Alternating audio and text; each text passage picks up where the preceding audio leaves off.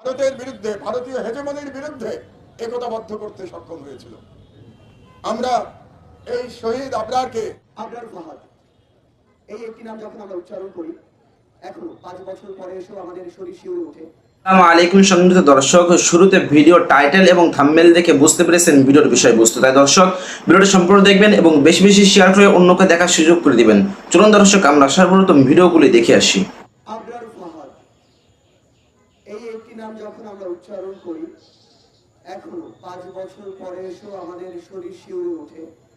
আমাদের চোখের সামনে সেদিনের সেই ছবিগুলো, যেদিন আমাদের অন্যতম সহযোদ্ধা নাহিদ ইসলামের গায়ে এই 24-এর অভ্যুত্থানের যে আঘাতগুলো, দাগগুলো দেখেছিলাম, সেদিন প্রথম যে চেহারাটি চোখের সামনে ভেসে উঠেছিল সেটি হচ্ছে আবরার ফাহাদ। বিগত 16 বছরে ফ্যাসিস্ট আওয়ামী লীগ সরকার এই বাংলাদেশে কিভাবে ছাত্রলীগকে দিয়ে, যুবলীগকে দিয়ে আর আওয়ামী লীগকে দিয়ে, কিংবা নাম না জানা এরকম অসংখ্য লীগকে দিয়ে এদেশের মানুষকে শোষণ করেছে, নিপীড়ন করেছে, অত্যাচার করেছে, ক্ষমতার অপব্যবহার করেছে, তার প্রত্যেকটি যে উজ্জ্বল দৃষ্টান্ত, সেই দৃষ্টান্তের প্রতীক হচ্ছে আবরার ফাহাদ। আমরা বুয়েটে এমন অসংখ্য নির্যাতনের কথা শুনি। যখন থেকে আমরা এই আবরার ফাহাদকে হারিয়েছি, তখন থেকে এই চিত্রগুলো, গল্পগুলো ওই বুয়েটে ছাত্রলীগ নিষিদ্ধের একটি প্রক্রিয়ার মধ্য দিয়ে আমরা বিভিন্নভাবে শুনতে থাকি। কিন্তু তার পাশের এই ক্যাম্পাস, এই ঢাকা বিশ্ববিদ্যালয়, তার পূর্বে কিংবা তারপরে এই ছাত্র জনতার অভ্যুত্থানের পূর্বের দিন পর্যন্ত যে গেস্ট রুমগুলো হতো, প্রোগ্রামগুলো হতো, গণরুমগুলো হতো, তার প্রত্যেকটি প্রক্রিয়া ছিল এক একটি আবরার ফাহাদকে বিভিন্ন প্রক্রিয়া, নির্যাতন করার, নিপীড়ন করার এক একটি প্রক্রিয়া। আজকে ঢাকা বিশ্ববিদ্যালয়ের ছেলেদের যে হলগুলোতে প্রথম বর্ষে শিক্ষার্থীরা সিট পাচ্ছে, সেই হলগুলোতে এক প্রকার কৃত্রিম সিট সংকট তৈরি করে 3 বছর আমাদেরকে গণরুমে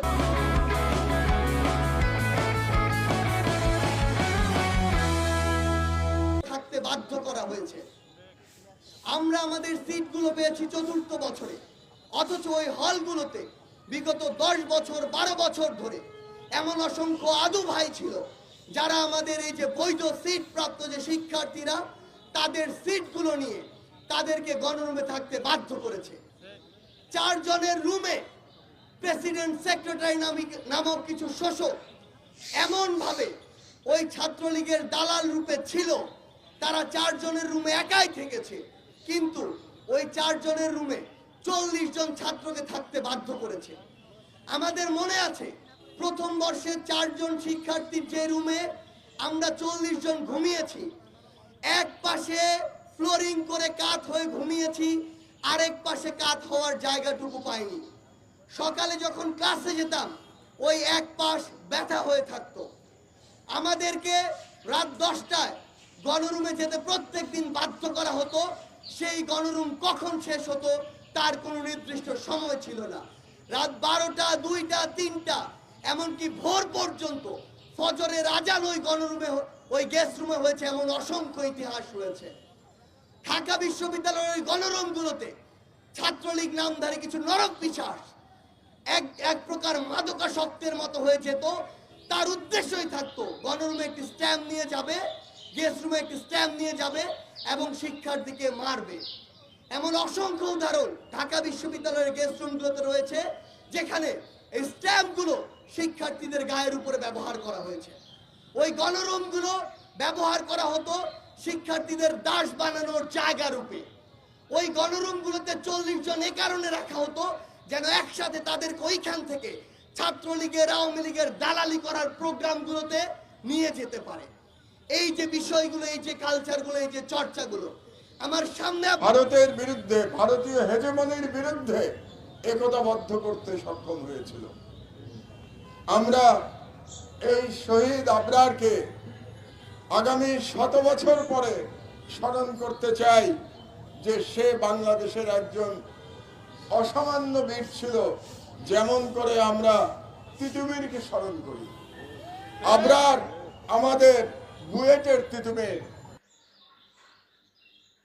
তিতুমির হল তো আমাদের শেরেবাংলা হলের পাশেই, কাজে আবরারকে মনে রাখতে হবে আমাদের এই শতাব্দীর বুয়েটের তিতুমির হিসেবে। এই কারণে আপনারা অনেকেই জানেন যে গতকাল জেল থেকে বেরিয়ে আমি প্রেস ক্লাবে আমার প্রথম রাজনৈতিক ভিশন সেই বক্তব্য প্রদান করেছি গতকাল।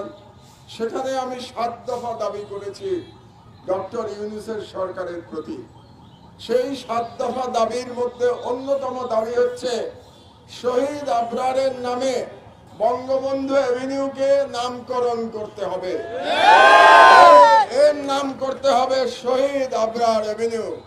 কারণ শহীদ আবরার আমাদের ভারতীয় হেজেমনির বিরুদ্ধে স্বাধীনতার প্রতীক, আর শেখ মুজিবুর রহমান স্বৈরাচারের প্রতীক। শেখ মুজিবুর রহমান হাসিনার ফ্যাসিবাদের আইকন।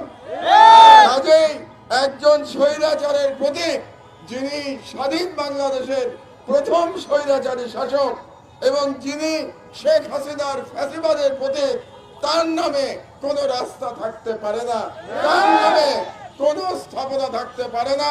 কাজে আবারও আমি আমার প্রিয় বিশ্ববিদ্যালয়, যেখানে আমার প্রথম বিশ্ববিদ্যালয় লেভেলের পড়াশোনা শুরু হয়েছিল, সেই বুয়েটের সামনে দাঁড়িয়ে আমি দাবি জানাচ্ছি আবারও প্রফেসর ইউনূসের কাছে, আপনি অনতিবিলম্বে বঙ্গবন্ধু অ্যাভিনিউকে শহীদ আবরার অ্যাভিনিউ নামকরণ করুন। আপনাদেরকে একটা পুরনো ইতিহাসের কথা বলি। আমি বৃদ্ধ মানুষ তো, পুরনো কথা মনে পড়ে যায়। 15ই আগস্ট 1975 আমি তখন বুয়েটে কেমিক্যাল ইঞ্জিনিয়ারিং এর 3rd ইয়ারের ছাত্র। সকালে আমার মনে আছে, আমার পাশের রুমের যে ছেলেটি ছিল আমার 1 বছর জুনিয়র, সে এসে আমাকে ঘুম ভাঙিয়ে বলল, মাহমুদ ভাই ঘুম থেকে ওঠেন, স্বৈরাচারের পতন হয়েছে। আমরা তখন বন্ধু বান্ধবরা মিলে এই এসএম হলের সামনে দিয়ে হাঁটতে হাঁটতে আমরা শাহবাগের দিকে যাত্রা শুরু করেছিলাম। সেদিন ঢাকার মানুষের যে আনন্দ দেখেছিলাম, সেটা আমার এখনো চোখে ভাসে। বাংলাদেশের কোনো মিষ্টির দোকানে কোনো মিষ্টি অবশিষ্ট ছিল না, সকল মিষ্টি লোকে কিনে ফেলেছিল। আমার দুর্ভাগ্য যে আবারও সেই আগস্ট মাসে বাংলাদেশ দ্বিতীয়বারের মতো স্বাধীন হয়েছে, কিন্তু আমি এখানে উপস্থিত থেকে সেই অভিজ্ঞতা দেখতে পাইনি। এটা আমার এক ধরনের দুর্ভাগ্য।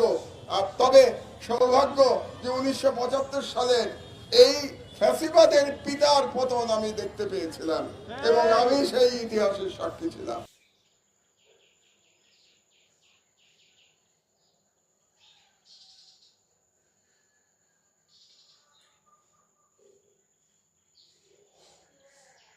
দর্শক, এই ভিডিওর বিষয়বস্তু নিয়ে আপনারা কি মতামত অবশ্যই কমেন্ট বক্সে জানাবেন। আজকে ভিডিওটি পর্যন্ত। ভিডিওটি ভালো লাগলে লাইক দিবেন, বেশি বেশি শেয়ার করে অন্যকে দেখার সুযোগ করে দিবেন। আসসালামু আলাইকুম।